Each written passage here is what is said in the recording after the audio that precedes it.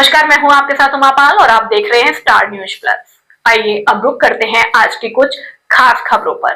तब तक आप बने रहिए मेरे साथ स्टार न्यूज प्लस पर। और हाँ, चैनल को लाइक, शेयर और सब्सक्राइब करना ना भूलें। धन्यवाद।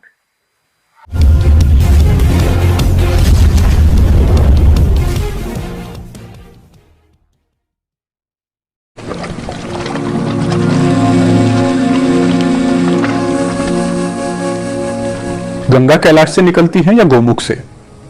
आपका उत्तर होगा कि गंगा गोमुख से निकलती है। हमें यही बताया भी जाता है कि गंगोत्री ग्लेशियर से पिघलकर आने वाला जल गोमुख के रास्ते बाहर आता है।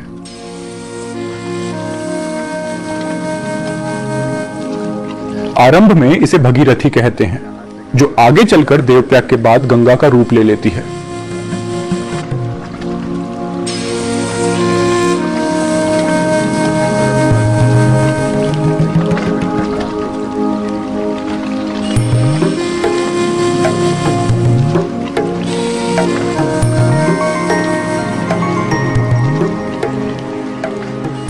किंतु उस कथा के बारे में आप क्या सोचते हैं जिसमें कहा जाता है कि गंगा भगवान शिव की जटाओं से होते हुए धरती पर आई थी?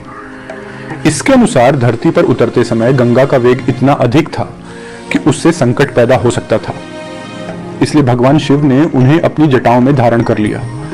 इससे गंगा का वेग शांत हुआ और वो अनेक धाराओं से होती हुई धरती पर प्रवाहित होने लगी।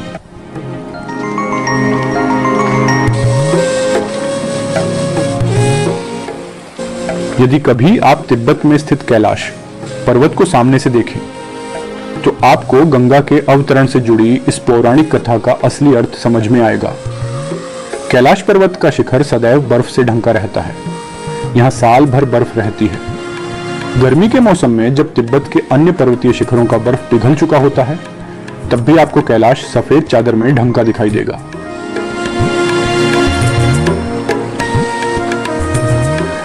कैलाश पर्वत को निकट से देखने पर पता चलता है कि यह कोई बर्फ से ढंका रहने वाला सामान्य पहाड़ नहीं है।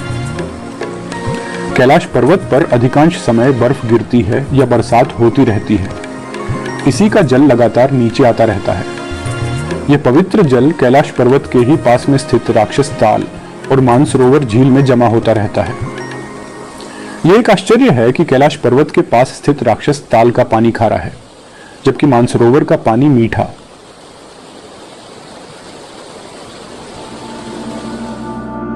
राक्षस ताल देखने में अधिक सुंदर दिखता है।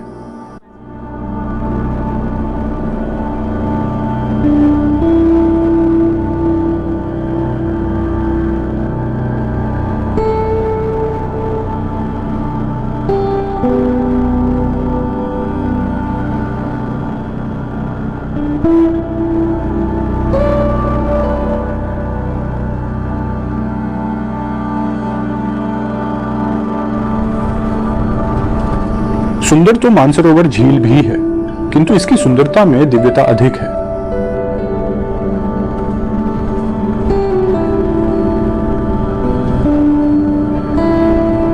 इन दोनों झीलों से 4 नदियां निकलती हैं। ये नदियां हैं सिंधु, सतलुज, ब्रह्मपुत्र और कर्णाली। पहले 3 नदियों का नाम तो आपने सुना ही है, लेकिन हो सकता है कि कर्णाली नदी का नाम आपने पहले नहीं सुना होगा।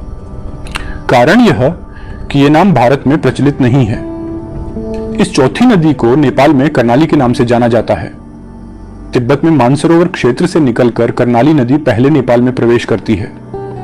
वहां से यह कई छोटी बड़ी धाराओं के माध्यम से उत्तर प्रदेश और उत्तराखंड में प्रवेश करती है।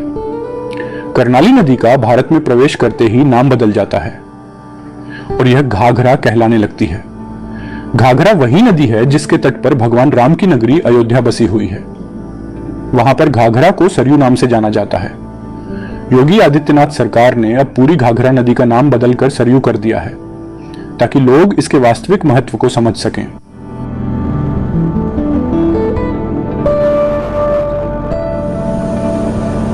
तो कैलाश पर्वत से निकलने वाली चारों ही नदियां तिब्बत और नेपाल से होती हुई भारत की सीमा में प्रवेश करती हैं, लेकिन इनमें गंगा नदी का नाम नहीं है। हम हमेशा से पढ़ते और मानते आए हैं कि गंगा नदी का उद्गम उत्तराखंड में गंगोत्री ग्लेशियर से होता है। वहां पर गोमुख नाम का एक स्थान है जहां से गंगा की प्रमुख धारा निकलती है। गोमुख पर आरंभ में गंगा का नाम भगीरथी कहा जाता है, जो आगे चलकर उत्तराखंड में ही अलकनंदा, मंदाकिनी, कर्णगंगा समेत कई छोटी बड़ी धाराओं से मिलते हुए अंत में देवप्रयाग में गंगा का रूप लेती है। शिव पुराण के अनुसार मां गंगा भगवान शिव को पति के रूप में पाना चाहती थी। शिव जी को प्राप्त करने के लिए उन्होंने घोर तपस्या की। शिव जी ने प्रसन्न होकर उन्हें अपने साथ रहने का वरदान दिया, लेकिन मां गंगा का वेग इतना था कि उनके जल प्रवाह के आगे पृथ्वी पर त्राहिमाम मच गया। तब भगवान शिव ने गंगा को अपनी जटाओं में समा लिया।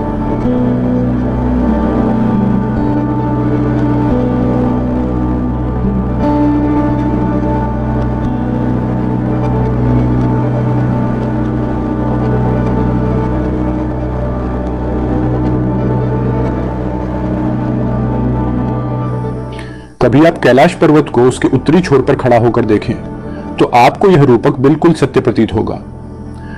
कैलाश पर्वत पर आकाश से वर्षा होती रहती है, जो वहां पर बर्फ बन जाती है, फिर ये ही पिघलकर पानी के रूप में नीचे की ओर आता है।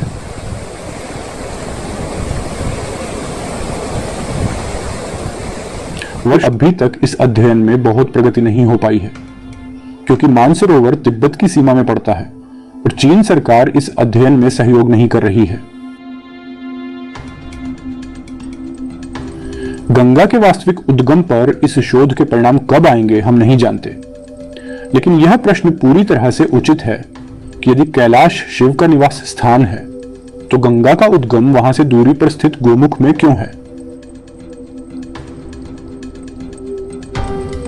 इस प्रश्न का उत्तर मिलता है उन लोगों से जिन्होंने गंगा और कैलाश मानसरोवर दोनों को निकटता से देखा है। गंगा के पानी में बैक्टीरिया पाया जाता है। इसके कारण गंगा का जल लंबे समय तक खराब नहीं होता।